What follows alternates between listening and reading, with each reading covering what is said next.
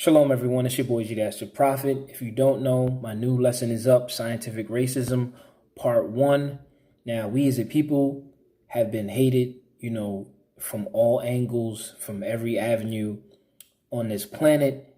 And one of the avenues, huge avenues that we've been hated and persecuted against is in science. Okay, and that's why I'm dealing with this topic. I'm dealing with this lesson here. And I'm just going to bring out a little snippet so y'all can see what I'm dealing with if you haven't checked it out already. The dearly held precepts of scientific racism sound nakedly racist, absurd, or both today. But in the 18th and 19th centuries, this time period, scientific racism was simply science, that's just what it was, And it was promulgated by the very best minds at the most prestigious institutes of the nation. This was science being racist, scientifically racist towards quote unquote black people. That's just what it was. Like today, cops are killing us left and right. Like it's just a normal thing to do. And that's what it was.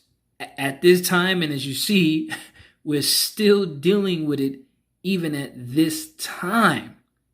But let's make a connection to another book real quick. This book called The Black Image in the White Mind. If we go here, science would eventually decide once and for all whether Negroes, the Hebrews... I'll be honest with you. I don't like the colored. Seems to me they're always getting into some sort of trouble. I don't think much of Hebrews either. The Hebrews were biologically equal to whites or were ever likely to be. Just making these connections for you, 18th century science on the origin of racial differences, we still dealing with that same time period. Smith, he believed that the white race was the superior race, the original human norm from which other races had denigrated. The Negro, it was suggested, could become equal to the whites, but only by ceasing to be a Negro, i.e. by actually turning white. And we know that's not possible. Basically, they're saying that could never be. So this was the norm. Now, in Deuteronomy chapter 28, the Most High says in verse 64, I will scatter you among all people from one end of the earth even unto the other. That's slavery. Them slave ships. Right? Now, if we jump down to verse 68, he also mentions that I will bring you back into Egypt, meaning bondage, again with ships. Again, slavery with ships. By the whereof I spake unto you, thou shalt see it no more again, and there you shall be sold unto your enemies for bondmen and bondwomen, slave man and slave woman, and no man shall free you. No man shall buy you. All right. Now, that's exactly what we've been dealing with since we came here, and we're still dealing with this bondage. Kidnapped, and I did a lesson called Kidnap. Check it out. Kidnapped Africans en route to the Americas were curiously examined by ship surgeons. They and others who would not survive the horrific Atlantic journey, the Most High said he would scatter us all over the earth, were unceremoniously thrown overboard. Just bury me in the ocean with my ancestors that jumped from the ships, because they knew death was better than bondage.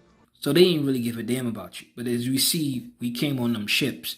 As the Most High said we would be sold to our enemies, and nobody would deliver us from this situation here. Western medicine was thought ineffective against spirit-caused illness. Spirit-caused illness. Think about that. Moreover, all these curses shall come upon you and shall pursue you. And overtake you till thou be destroyed, because thou hearkenest not unto the voice of the Most High your God, to keep his commandments and his statutes which he commanded you. So we see why these curses and these things are upon us, as the Most High said, because we didn't keep the Most High's commandments. So this is a spiritual thing that has been put upon us. Everything that we're dealing with, whether it be Sickness, disease, oppression, all these things are spirit calls from the Most High God. My father called me stupid. He told me the spirits of my ancestors would haunt me the rest of my life because I'm a big disappointment to them. Owners boarded the captive bodies of sick slaves to hospitals or hired well ones to physicians for use in experiments in connection to the movie breakdown I did on Blade. Here it go. They're going to show you another angle. What's that?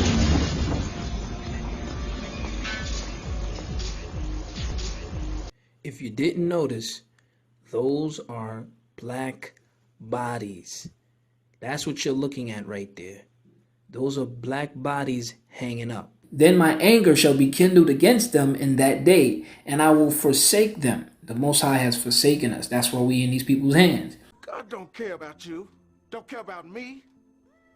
And all of everything, we don't mean nothing. He don't know us.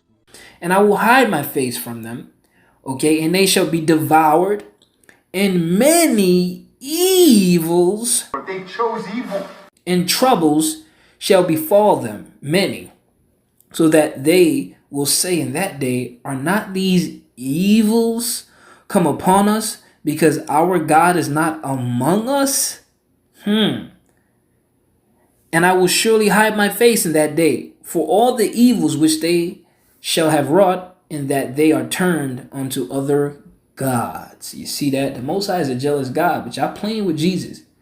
Y'all keep playing with Jesus, okay, and putting him before the Most High, putting him in the seat of the Most High. Y'all keep playing, keep playing. We know the Most High is a jealous God, and he brought this evil upon us because of putting idols and things before him, okay? But anyways, let's jump back into this book and let's see the evil the Most High has brought upon us. Now, when the Most High said in Jeremiah 11:11 that he would bring evil upon us and we would not escape, our lives, okay, and our ancestors' lives have been filled with tremendous evil by being captives and slaves to people who are very, very demonic and don't even know it. Okay, and this is why, again, they show things in movies, as I showed y'all before in the Us movie, where they had this European guy showing this so-called black little girl a sign that read Jeremiah 11:11.